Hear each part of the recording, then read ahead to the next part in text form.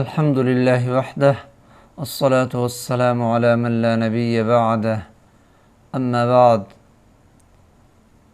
یو څلور صفات هغه مخکې بیان شو: همس، جهر، شدت او رخوت.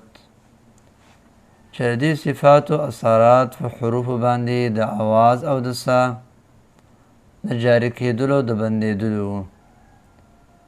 په دې لحاظ سره ټول حروف د آواز او د سا د جاري کېدو د بندېدو په اعتبار سره په 5 قسمه دي. اول هغې نه محموسه رخوه، دویم محموسه شدیده، دریم مجهوره شدیده، څلورم مجهوره متوسطه، پنځم مجهوره رخوه. اول قسم لرزو محموسه رخوه. دا اته حروف دي چې مجموعه ده فحثه شخص سا. په دې حروفو کې وسا جاری وي د همس په وجه، او آواز پکې جاری وي د رخوت په وجه. دویم محموسه شدیده. په دې حروفو کې سا جاری وي د همس په وجه، او آواز پکې بند وي د شدت په وجه. دریم مجهوره شدیده. دا شپږ حروف دي چې مجموعه د اجد قطبین. په دې حروفو کې وسا بند وي د جهر په وجه، او آواز پکې بند وي د شدت په وجه. څلورم چې د مجهوره متوسطه. په دې حروفو کې سا بند وي د جهر په وجه، آواز نه پوره بند نه پوره جاری وي د توسط په وجه. او پنځم مجهوره رخوه. په دې حروفو کې وسا بند وي د جهر په وجه، آواز پکې جاری وي د رخوت په وجه. اوس دلته یو دو حروف بیان شو چې هغه ته محموسه شدیده وایي، کاف او تا. په دې باندې سوال کېدلی شي هغه دا چې په دې حروفو کې آواز بندېږي د شدت په وجه، او سا پکې جاری کېږي د رخوت د همس په وجه. نو څنګه کېدی شي؟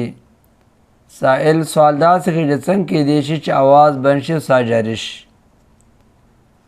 جواب دا دی چې دا سوال به هر چا کولی چې همس او شدت دا متضاد صفتونه وي چې په یو حرف کې جمع کېدی نو شي. نو دا دواړه متضاد نه دي. په آن واحده کې په یو حرف کې دا جمع کېدی شي،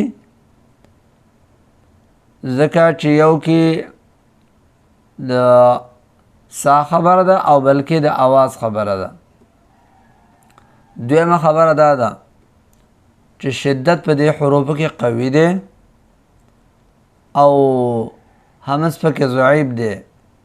نو اولا په دې حروفو کې شدت ښه ظاهریږي، او آخر کې همس ښه ظاهریږي. خو همس داسې دی چې دې کې د ظهور د پاره دا کیفیت پکار نه دی چې سړی د که او د ته په شان آواز پکې پیدا کړي، چې اذا السماء انفطرت او کواکب تثرت داسې وکړي. دا پکار نه دی، ځکه چې دا خو بیا آواز جاری شو، او آواز خو د شدت د وجه نه بند دی. او همس کې چې جاری کېږي نو هغه سا جاری کېږي چې سا غیر مسموع وي، غیر ارادي ته ورسره سا څوک نه اوري.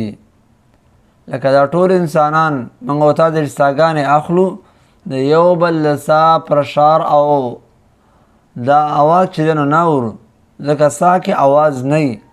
خو چېرته دا خلکو د یو بل اورېدلی نو خلکو ته بیا ډېر تکلیف مې په دې کې د یو بل له ساګانو نه وتنګ راغلی وي.